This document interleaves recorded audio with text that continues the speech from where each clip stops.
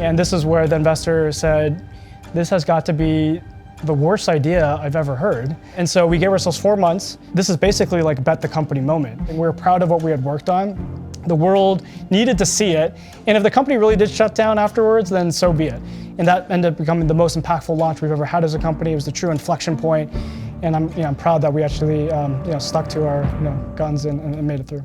Grant Lee turned a boring category into one of the clearest AI breakouts, growing Gamma to over $100 million a year in revenue. Today, Grant shares how to out-execute incumbents, stay brutally capital efficient, and build something people can't stop sharing. All right, everyone, I'm super excited to have Grant Lee here, co-founder and CEO of Gamma, one of the fastest growing AI productivity companies in the world right now. And he set out to reinvent a category that was dominated by a couple key players, but he succeeded in doing that. Tens of millions of people use Gamma. And he also has a phenomenal social media presence. I would recommend everyone following him on LinkedIn and Twitter. Some really good insights that I've personally learned a lot from. So it's awesome to have you here. Yeah, thanks so much for having me. Great to be here. So I want to start off with, before Gamma, you were actually testing 2 different ideas at the time. And you've talked about how you pursued Gamma not because metrics gave any reason to pursue Gamma, but because of energy. So I'm curious, why is energy a good indication of choosing what to work on? And have there been times where energy has led you in the wrong direction? Yeah, it's a great question. So when we started Gamma, this was, just to paint the picture, peak pandemic. We cared a lot about, the notion of trying to change how people communicate their ideas and communication. This is when, work shifted from us all being in person to much more of it being asynchronous, over Slack or virtual over Zoom, and we're no longer sitting together. So even the notion of hybrid work was becoming more prevalent. And so we thought, of actually 2 ways we could potentially, augment how people communicate during work. One is like presentations. They called it the language of business. Slide decks. They're in the, every sort of size organization. People are using slides to communicate their ideas. Information spread. So what if we took a look at a format that was invented now almost 40 years ago and tried to reimagine that from the ground up? The other idea was actually what we called the lobby, and it was this notion of like a virtual office. And I was actually living in London at the time when we started Gamma. My 2 other co-founders were in San Francisco. So we thought, what if it was a way for us to have a virtual space for us to collaborate, to work on things together, to be able to log in the morning and actually see what are some of the things that they had accomplished overnight. And would that be a way to potentially change the way people were communicating. And so we felt like we owed it to ourselves. Like we had raised a little bit of money pre-seed round to basically parallel path both of these ideas and just say it's like not going to be an A/B test where there's any sort of statistical significance, but just to actually see what it would be like to work on both simultaneously. And we would dog food both. So like in the virtual office, we would be presenting. So we'd be taking that product and actually presenting there and still building the presentation tool all along. And it gave us a chance like over 6 months to say, of these 2 products, which one, when we wake up in the morning, are we excited about? Like which one lights us up? Which one do we really think about having just so much unlimited potential and like what we could do with more time and more resources? And it became clear that with the virtual office, we almost inherently in our own minds kind of ran into this cap or the ceiling where we couldn't really imagine this office really being better than the in real life experience, to being shoulder to shoulder with a colleague, like really ideating, iterating on stuff. And maybe that was just our own like lack of imagination for this category, but we couldn't see ourselves working on this for a period of time and being energized or excited about it. Versus the presentation idea, every morning we came up with 10, 20, 30 more features we wanted to build next. And it was just so clear that even though, in our off time, like not trying to think about it, we would always get pulled back into this idea. When you start working on any startup, you want to know that you're going to have this sort of energy or this tailwind that can carry you through. Inevitably, all the obstacles are going to come along the way. Fundraising is going to be challenging. Customers are going to say no. Employees may end up, moving on to other things. Like, what are going to be the things that get you through that? And for me, that comes in the form of some sort of like real gut check around what are the things, what are the products or the problems you want to go after that give you energy. Enjoying the conversation? Got a question? You can ask Grant's digital mind. Just check the link in the comments or description. So after you decided to work on Gamma, you obviously faced a lot of external doubt. I think someone even told you it was the dumbest idea they've ever heard. And I always love to hear how you react to that. When that happens specifically, how did you feel? And how did you turn that skepticism into conviction and growing stronger from it? So much of the founder journey is just trying to build conviction, a little conviction every step of the way. And so, this moment in time, this was end of 2020, I was a first-time founder, so like first time raising money for my own idea. And, basically 2 pitches in, I feel good because the first 2 pitches went great. Third pitch, get into it, and I give my 20-minute sort of spiel. There's obviously some back and forth, and I wait for some questions. And this is where the investor said, "This has got to be the worst idea I've ever heard. And not only are you going up against major incumbents, they have ultimate distribution. There's no way you're ever going to succeed." And in my moment, I was sort of stunned, shocked, and I was trying to actually think of something smart to say back, but the investor just dropped the Zoom call. They left altogether.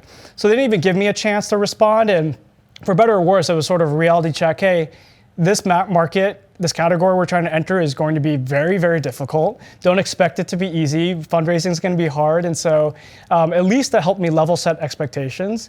And I think what helped me overcome just even that moment was that we had been building conviction 4 or 5 months well in advance of that conversation. So basically, before Gamma was officially a company, my co-founders and I, we were just tinkering nights and weekends. We had this notion of, hey, what if we could reimagine PowerPoint from the ground up? And so nobody was paying us or telling us to do this, but we would get together. They were still full-time at the company they were at, and we would just tinker nights and weekends on a prototype. The process of building the prototype helped us build conviction. We were thinking, hey, as a team, we actually come together with some unique insights about how we could probably solve this space, or at least come up with something differentiated. And we enjoy this space. And hey, by the way, this final check will be, can we take this prototype and use it to pitch our idea? So rather than use Google Slides or PowerPoint, which I've used my entire career, let's not use either of those. We're going to use our prototype to fundraise. And if we can actually raise money on this, then it's worth going all in on it. So fortunately, first 2 conversations went well. Third one was not great. We ended up doing okay the rest of the fundraise, and that gave us that next level of conviction to keep going. Yeah, the conviction compounds. Yeah, conviction compounds, and you kind of need to ladder up over time. And another layer of external doubt, you talked about how some of your earlier users were your friends, and they would lie to you about how much they liked the product. And I think in general, when you talk to users, a lot of the time people just want to make you feel good. Of course, yeah. So I'm curious if there are any questions that would reveal the truth, even though they may not be saying what they mean. Truth, we'ms usually in the usage, right? So we would try to, in the beginning, basically any of our friends that ever made a slide deck, we'd just say, hey, we're building this thing, would you come check it out? And everyone's like, yeah, awesome, I'll definitely check it out. And then sometimes you screen share it, they go through it, and then you send them the link, and you ask them, follow up, and they'd be like, oh, looks so good. This is, super slick. I mean, I think that word, certain words you could just tell, like, okay, they probably didn't even really, haven't even tried it. And then you'd be like, okay, and then you go and look, and none of those users were coming back to the product. They maybe used it once for 5 minutes, and they completely abandoned it. They gave you the sort of benefit of the doubt of like giving it a try, but by no means was it ready for real work.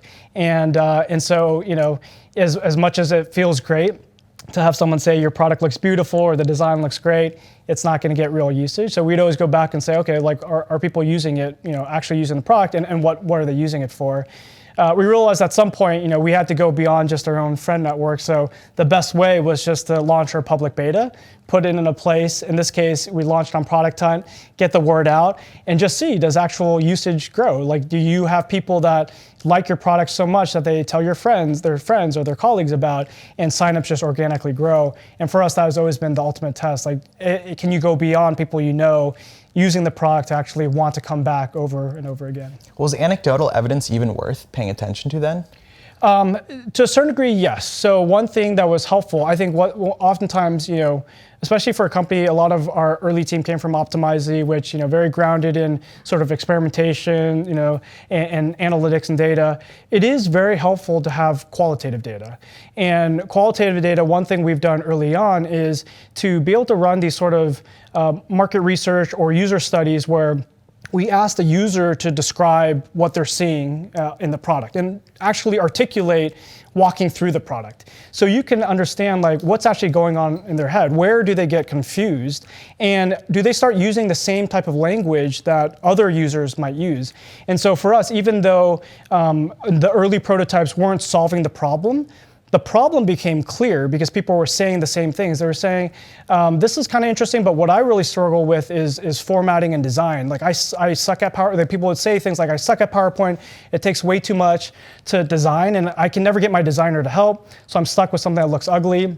When it looks ugly, I look bad because basically it looks like I put zero work into this. And so like I'm trying to get in front of a customer or like present to client, and my PowerPoint looks garbage. And so it means that I must have spent zero time into it, even though that may not be the case. And so those sort of themes kept popping up over and over again. And so we realized even just hearing that, we knew where to hone in and like what are the things we're going to focus on first. Yeah, and it seemed like a big kind of inflection point for you guys was realizing the importance of onboarding and the first 30 seconds of onboarding. And two-part question, what led you to that realization that this was an area worth investing in? And two, how did you measure the effectiveness of onboarding? Because obviously there's completion rate, but then there is, if you educated them enough, then maybe they're sharing it. Right.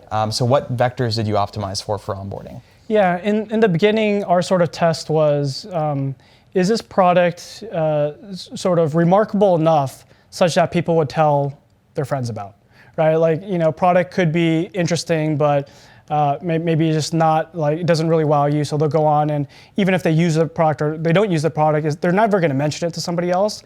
And that inherently just means you're not gonna have any sort of organic virality. Mm-hmm. So we really wanna optimize for that. And with a lean team at the time, we were 12 people, we were starting to run out of money, candidly. We were getting to this point where we had this decent product hunt launch. We had a spike in signups, and then signups sort of plateaued out. And so we knew that new users weren't bringing on more users. We'd have to either sort of really jam top of the funnel with more paid advertising or marketing, or we would just not be able to grow.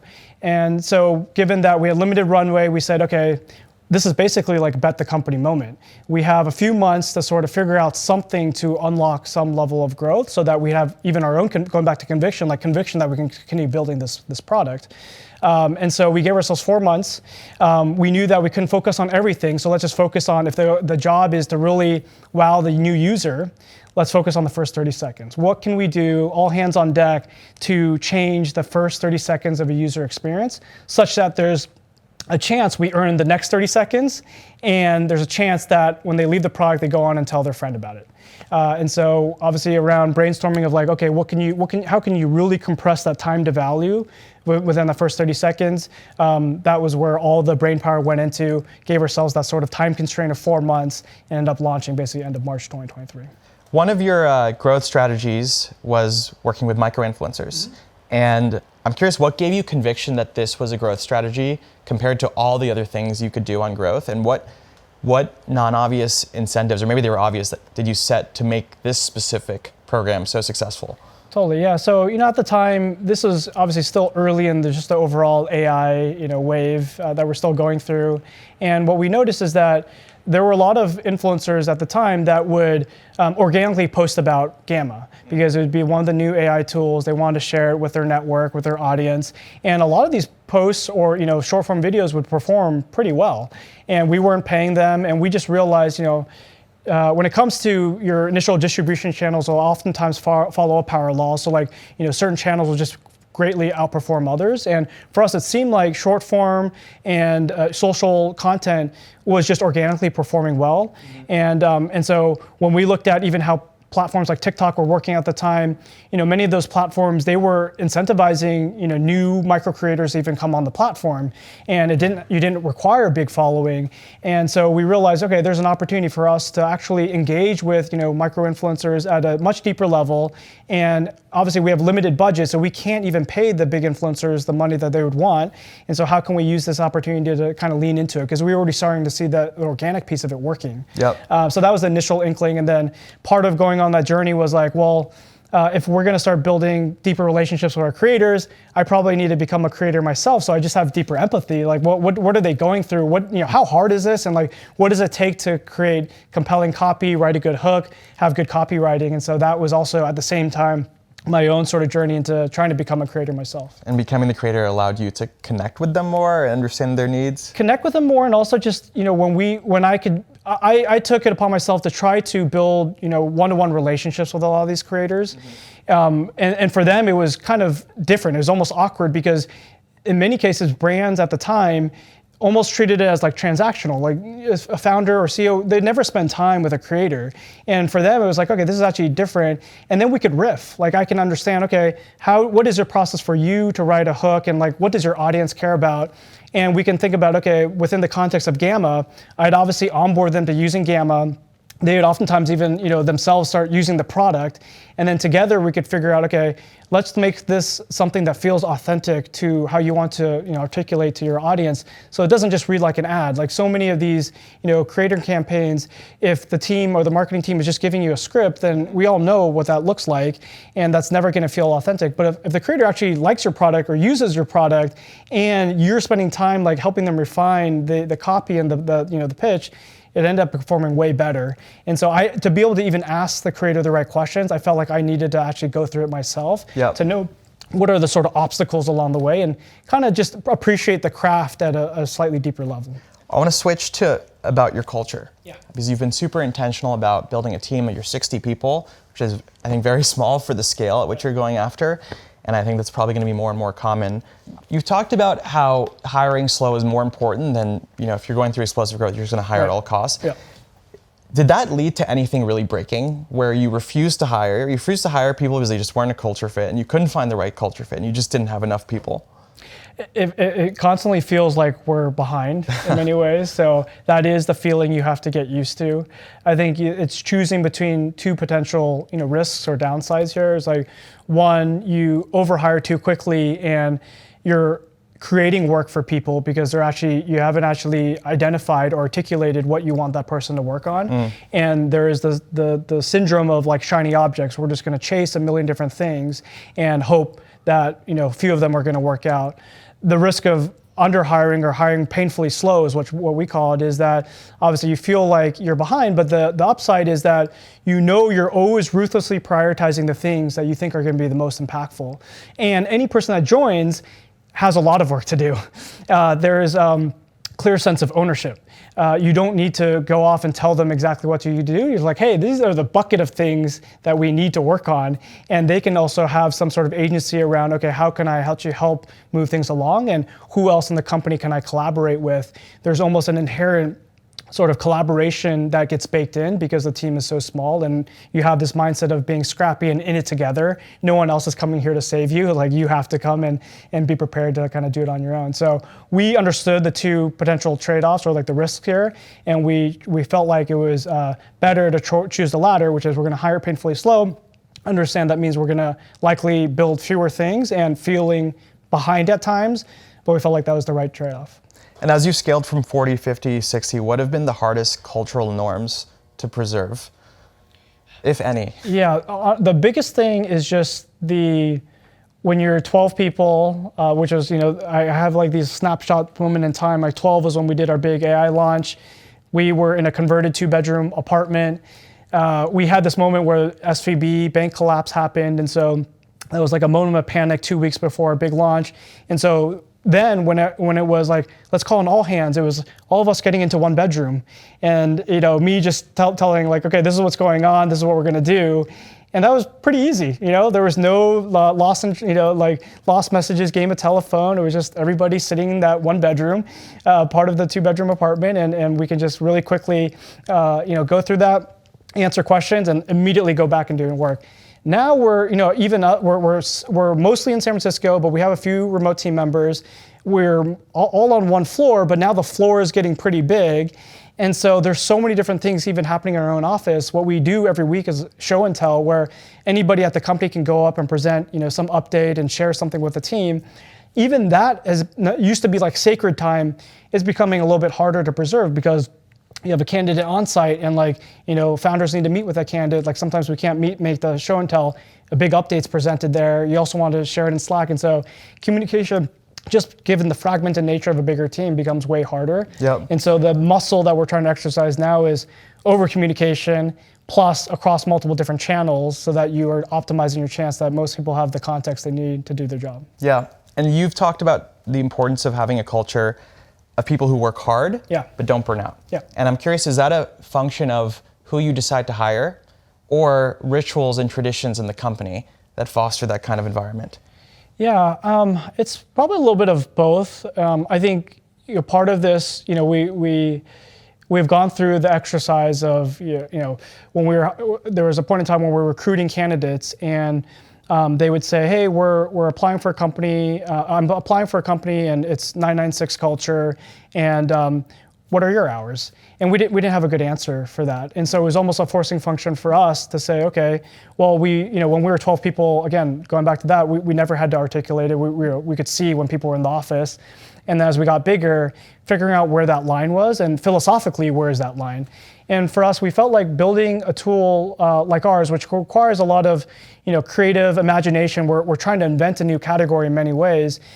Working more hours, it wasn't going to be the way to necessarily fix that. Like just having people work 24/7 for us didn't feel like it left enough room for, going back to like energy, like coming in every day feeling energized and having this sort of creative energy flow into our work. And so we wanted to balance it out. We basically internally have talked about, we're not a 996 company. We're also not the standard 40-hour work week company. We're probably something in between. Baseline expectation is probably 50 plus hours a week, but how that takes shape is going to kind of differ from function to function.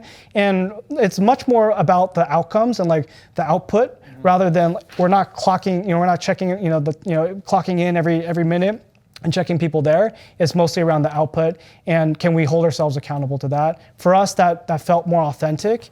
And of course, every company has to go through its own journey. And ways of finding how to do that. Totally. In one of your most recent Twitter articles, you mentioned James Clear and systems over goals. I'm curious, is there a system that you guys have invested in that has led to this culture of velocity? The point really is, oftentimes early stage startups, especially like pre-product market fit startups, will oftentimes like set these ambitious goals, like we're going to reach X million by X quarter. And those sometimes feel good because you feel like you're in control, when in reality, like if you're still figuring things out, you have no control over any of that. And so rather than focus on that, what are the things you can control? Well, you can control things like how do you, interface with your customers, and what are systems you build in so that you have this regular customer feedback loop. For us, it's been in different forms. One is I mentioned this sort of idea to research to like shipping a prototype and like refining, like tightening that feedback loop over and over again. Others is like we started pretty early on when we had power users. We created a separate Slack workspace for them, and we called them the ambassadors. And within that space, we have now a system to share new things we're shipping with them, get feedback, make sure that we're engaging with that community regularly. And these are things that have helped us every step of the way to make sure that when we do ship something, we haven't completely just left the user out of the process. Like we are forcing ourselves to stay as close to the customer as possible. And if you can do those things well, then in our opinion, like the rest takes care of itself. Ambassadors. Ambassadors. I like that. Yeah. What has been the most challenging moment of your journey, and what did it teach you? Yeah, there's been two challenging moments. One I'll share, I guess one more of a personal story. And I think the overarching theme around this, we have an internal cultural value around like creating your own luck. And sometimes life throws crazy things at you, things that are outside of your own control that maybe are somewhat unlucky. For me, one moment of time was actually pretty early on in our journey. We were probably 8-9 months in. I just moved back from London.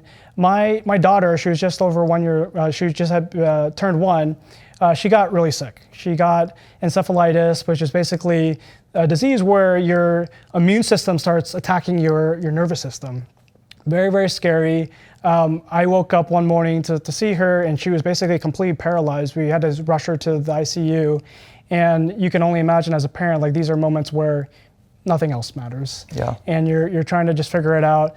And at the same time, we're still trying to build a company, right? And so I'm very fortunate. I think about, when I think about creating your own luck, part of that is surrounding yourself with good people.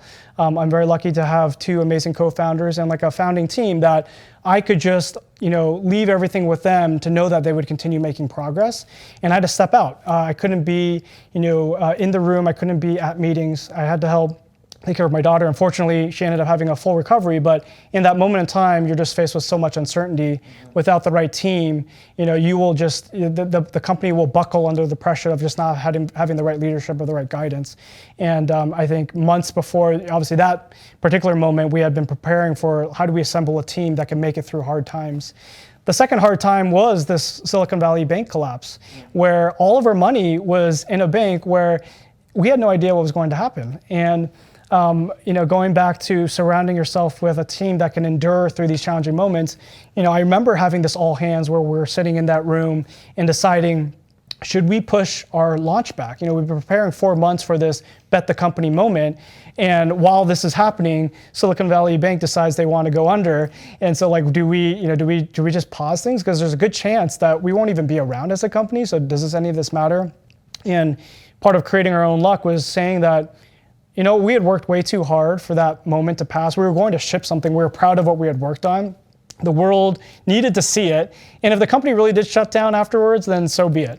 But we were going to still stick to the original. We had 4 months in advance, set that date. We're going to stick to that date. We're going to ship. We're going to release the product. And we did. And fortunately, in the background, Silicon Valley Bank situation worked out. And that ended up becoming the most impactful launch we've ever had as a company. It was the true inflection point. It gave us sort of this moment in time where we came out of it at the other end being, we're a team that is resilient. We can make it through anything. We can make it through like a literally life or death moment for a company. And I feel like that has actually kind of been infused into the DNA of the company.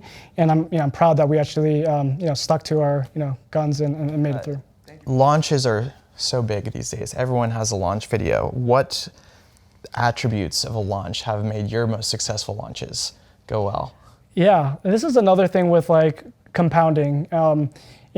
Launches are something you practice and you got to kind of iterate and do over and over. It comes back to like positioning, copywriting. We forced ourselves when we were just doing our initial private beta to quote unquote launch, put up a wait list, put up a landing page, and just go through the exercise of how do we articulate our vision to like the broader public. And the first versions of this were terrible because we had no idea what we were doing. We came up with like all these fancy and creative terms like, we're creating the modern memo, and nobody understood what any of that was. But going through that, it helped us just understand, okay, well, this is a muscle we need to exercise. And then the next time we launched, we did like our public beta launch on Product Time, we could refine a little bit, okay, how do we write copy that could be a little bit clearer? We came up with present, basically write like a doc, present like a deck. So it was a little bit more punchier, maybe still a little bit too cute, but people could get what we were trying to do. And so every step of the way is like being honest with yourself, what can we do better? And launching often just gives you the forcing function to like bring it all together. It's not just about a product. Great product on its own is not going to do enough. You have to be able to convey that message to someone else. And so like forcing yourself to go through it has been really helpful. Lastly, going into 2026, let's say your Delphi is out there. Yeah. People are asking for advice. What kinds of people and opportunities do you want in your life this year? Whether it's new hires, journalists, partners, what do you want to attract this year? Who do you want to attract? Yeah, for me, part of like building Gamma and also just trying to reach more, founders and other builders is just for them to realize like, one, it's never too late to get started. Maybe it's never too early to get started. And if you believe in something, you should just go for it. And with Gamma, really what we really want to try to do is like empower people that may not have the design skills, technical skills, but have a great idea. How do they get their ideas out into the world? I hope I can connect with many more prospective founders, entrepreneurs, builders in any regard. And like if I can do that on a global scale, I will be very happy. Thank you so much. This is awesome. Thanks, everyone. Thank you. Thanks. Appreciate it. Thanks for tuning in. If you enjoyed today's episode and want personalized advice from Grant Lee, head to the link in the comments or description to ask his digital mind on Delphi.